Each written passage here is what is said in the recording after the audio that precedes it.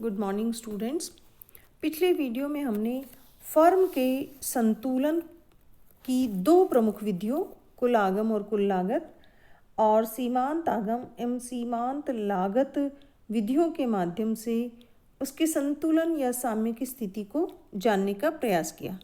आज हम इस वीडियो में पूर्ण प्रतियोगिता में फर्म का जो अल्पकालीन संतुलन है, जिसमें मूल्य एवं उत्पादन का निर्धारण कैसे होता है, उसके बारे में जानकारी प्राप्त करते हैं। अल्पकाल समय की वो अवधि है जिसमें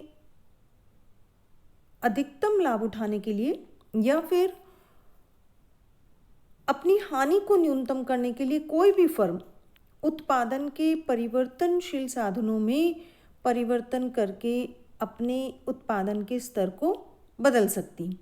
अर्थात यह वह समयावधि है जिसमें उत्पत्ति के सभी साधनों को परिवर्तित नहीं किया जा सकता। कुछ साधन स्थिर होते हैं और कुछ साधन परिवर्तनशील होते हैं। अर्थात फर्म साधनों की मात्रा, यदि भी पूर्ण प्रतियोगिता में प्रत्येक फर्म अपने लाभ को अधिकतम करना चाहती, किंतु अल्पकाल में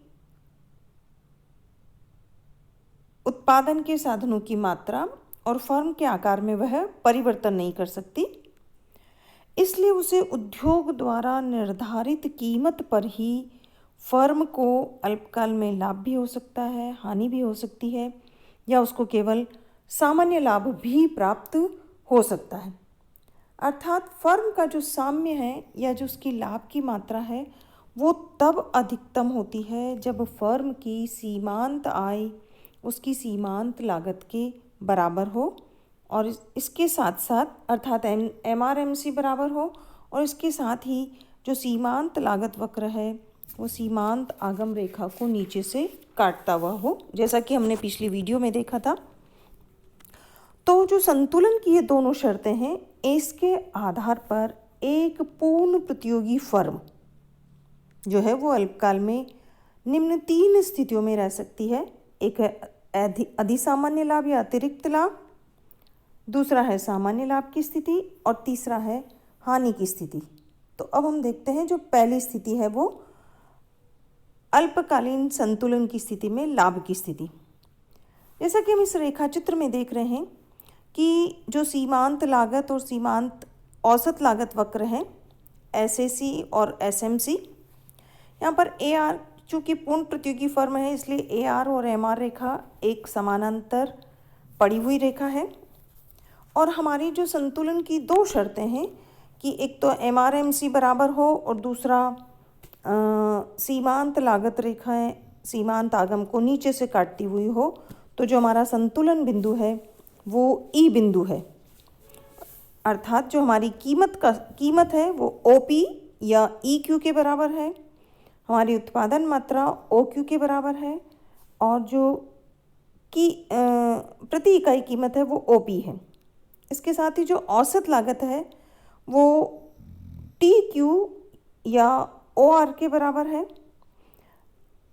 अर्थात यहाँ पर औसत लागत कम है TQ, और औसत आगम अर्थात EQ वो आय ज़्यादा है और लागत कम है। अर्थात फर्म को ET के बराबर या PR के बराबर प्रति इकाई लाभ प्राप्त हो रहा है, और जो कुल लाभ है वो है PRTE या PRET के बराबर एक फर्म को अधिक लाभ या असामान्य लाभ प्राप्त हो रहा है, क्योंकि यहाँ पर AR is greater than AC है। दूसरा है कि फर्म यदि उसकी औसत आय और उसकी औसत लागत दोनों बराबर है, अर्थात AR इक्वल टू AC, जैसा कि हम इस रेखा चित्र में देखते हैं कि MRMC दोनों बराबर हैं और नीचे से काटती हुई है। E बिंदु पर उद्योग द्वारा जो निर्धारित कीमत है वो OP है और उत्पादन मात्रा OQ है। प्रति इकाई कीमत OQ और प्रति इकाई लागत अर्थात औसत लागत EQ, ये दोनों बराबर हैं। अर्थात यहाँ पर AR और AC और MRMC अर्थात AR AC दोनों जब बराबर है तो फर्म को सामान्य लाभ प्राप्त होता है। फिर तीसरी स्थिति है कि एक फर्म यदि उद्योग द्वारा जो निर्धारित कीमत है या उद्योग द्वारा जो बाजार कीमत प्रचलित बाजार कीमत जो निर्धारित की गई है वो फर्म की औसत लागत से भी कम हो, अर्थात AC जो कर्व है वो AR कर्व या सीमांत आगम वक्रों से ऊपर हो जाता है, तो ऐसी स्थिति में फर्म को हानि होती है। जैसा कि हम इस रेखा चित्र में देख रहे हैं कि हमारा जो संतुलन बिंदु है वो E बिंदु है, बाजार कीमत OP है और उत्पादन मात्रा हमारी EQ के बराबर है। अब यहाँ पर फर्म की औसत लागत तो TQ है जबकि औसत आगम EQ के ही बराबर है, तो फर्म को TE या PR के बराबर हानि प्रति इकाई हानि हो रही है और जो कुल हानि है वो जो एक आयत बनाया हुआ है PRTE के बराबर कुल फर्म को हानि हो रही है। अर्थात यदि फर्म OQ उत्पादन मात्रा में परिवर्तन का प्रयास करती है तो निश्चित रूप से उसकी जो हानि है वो अपेक्षाकृत अधिक हो सकती है। अब हमने 3 स्थितियां देखी कि एक फर्म सामान्य लाभ, हानि और अधिसामान्य लाभ, इन 3 स्थितियों में रह सकती है, किंतु यदि फर्म हानि की स्थिति में है तो क्या वह अल्पकाल में, प्रश्न उठता है कि क्या वह अल्पकाल में हानि की स्थिति में भी, अर्थात उसकी औसत लागत से भी उसे कम प्राप्त हो रहा है, तब भी क्या वह उत्पादन चालू रखेगी या नहीं। तो फर्म अल्पकाल में उत्पत्ति के स्थिर साधनों अर्थात जैसे भूमि, मशीन, उपकरण, इन सब को नहीं बदल सकती। अर्थात फर्म की जो कुल लागत है उसमें 2 लागतें होती है, एक होती है स्थिर लागत और दूसरी होती है परिवर्तनशील लागत। जैसा कि हमने बताया है कि AC equal to AFC plus AVC, अर्थात औसत लागत बराबर औसत स्थिर लागत और औसत परिवर्तनशील लागत। तो जो फर्म है वो दीर्घकाल में फर्म जो है अल्पकाल में यदि हानि की स्थिति में यदि उत्पादन बंद भी कर देती है तब भी उसे स्थिर लागत को तो वहन करना ही पड़ता है। किंतु यदि फर्म को हानि हो रही है लेकिन यदि उसकी कीमत उसकी परिवर्तनशील लागत के बराबर हो जाती है या उसे परिवर्तनशील लागत के बराबर ही यदि उसे कीमत प्राप्त हो रही है तो फर्म क्या करेगी, उत्पादन को चालू रखेगी। अर्थात यदि अल्पकाल में फर्म को ABC अर्थात परिवर्तनशील लागत के बराबर कीमत प्राप्त हो रही है या जो उसकी वस्तु की कीमत है वो औसत परिवर्तनशील लागत से अधिक है, तो फर्म हानि की स्थिति में भी उत्पादन जारी रखेगी। अर्थात यदि उसकी जो वस्तु की कीमत है वो यदि औसत परिवर्तनशील लागत से थोड़ी भी कम हो जाती है तो फर्म वहीं उत्पादन बंद कर देगी। अर्थात कीमत के ABC से औसत परिवर्तनशील लागत से कम होते ही फर्म उत्पादन को बंद कर देती है। जैसे हम रेखा चित्र में देख सकते हैं कि यदि प्रारंभ में उद्योग द्वारा निर्धारित कीमत OP2 है तो T बिंदु हमारा संतुलन बिंदु है, RQ औसत लागत है और औसत आगम है TQ, तो फर्म को प्रति इकाई TR के बराबर लाभ प्राप्त हो रहा है। किंतु यदि बाजार में उद्योग द्वारा निर्धारित कीमत कम हो जाए और OP1 हो जाती है तो फर्म का संतुलन E बिंदु पर होगा। यहाँ पर फर्म की औसत लागत भी EQ1 है और औसत आगम भी EQ1 है, अर्थात AR इक्वल टू AC है, तो फर्म को सामान्य लाभ हो रहा है। लेकिन यदि बाजार में उद्योग द्वारा निर्धारित कीमत इससे भी नीचे हो जाती है अर्थात OP0 हो जाती, तो जो संतुलन बिंदु है वो L होगा, जहाँ पर LQ LQ0 उसकी औसत आय है और उसकी औसत लागत भी LQ0 के बराबर है। उसकी औसत लागत KQ0 के बराबर है, अर्थात आगम तो कम है और लागत उसकी ज़्यादा है, तो फर्म को KL प्रति इकाई के बराबर हानि हो रही है। किंतु इस OP0 कीमत पर फर्म की जो ABC है उसकी परिवर्तनशील लागत है LQ0, वो फर्म को प्राप्त हो रही है। अब यदि फर्म इस कीमत स्तर पर उत्पादन बंद कर देती है तो फर्म को स्थिर लागत जो अभी तक प्राप्त हो रही है KL, वह उसे प्राप्त होना यदि फर्म उत्पादन को इस बिंदु पर OP0 पर बंद कर देती है तो फर्म को स्थिर लागत की भी हानि उठानी पड़ेगी।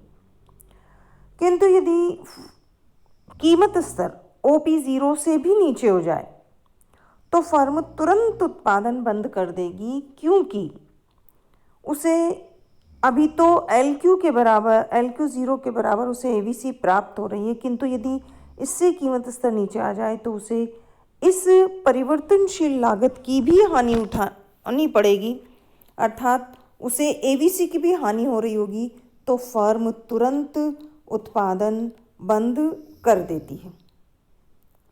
अर्थात यदि अल्पकाल में फर्म को हानि होती है तो फर्म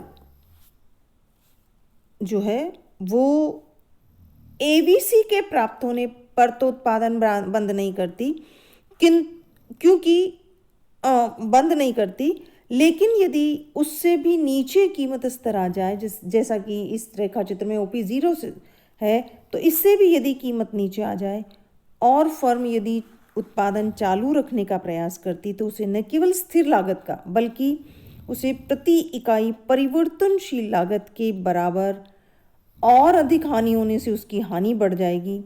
इसलिए कोई भी जो उत्पादक है वो OP0 बिंदु के बाद में या L बिंदु के से नीचे यदि कीमत आ जाती है तो फिर वह उत्पादन बढ़ाकर अतिरिक्त हानि नहीं उठाएगी।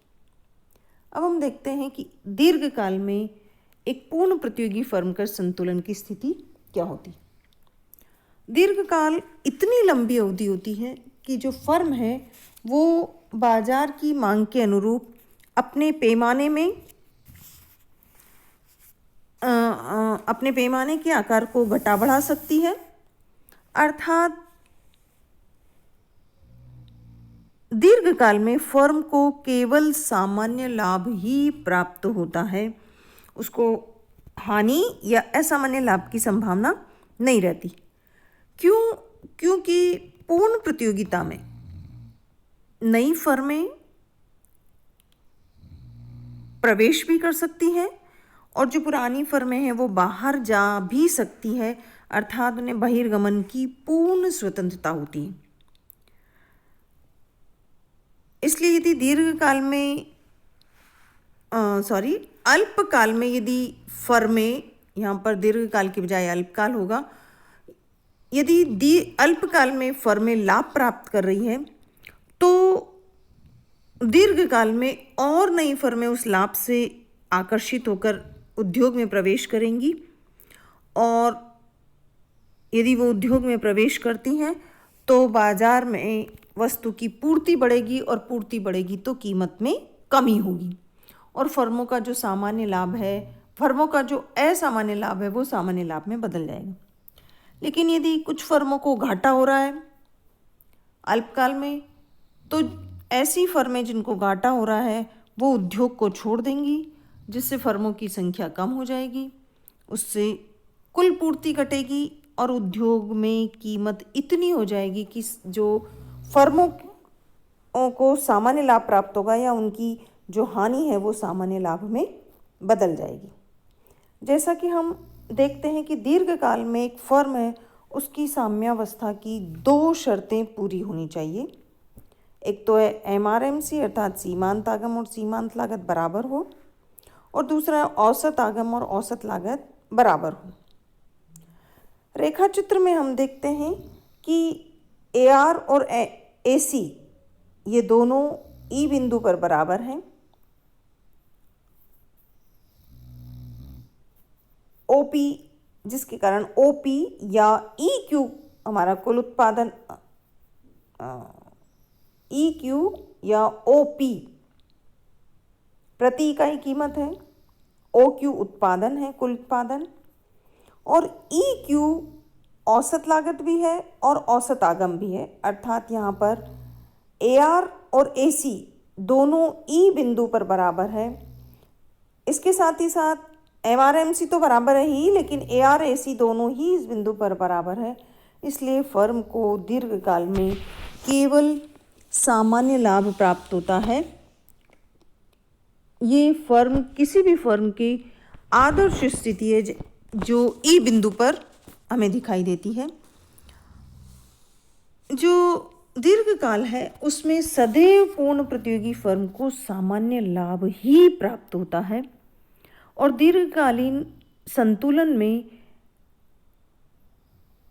एक फर्म जो है उसकी वह अपने दीर्घकालीन औसत लागत वक्र के न्यूनतम बिंदु पर होती है।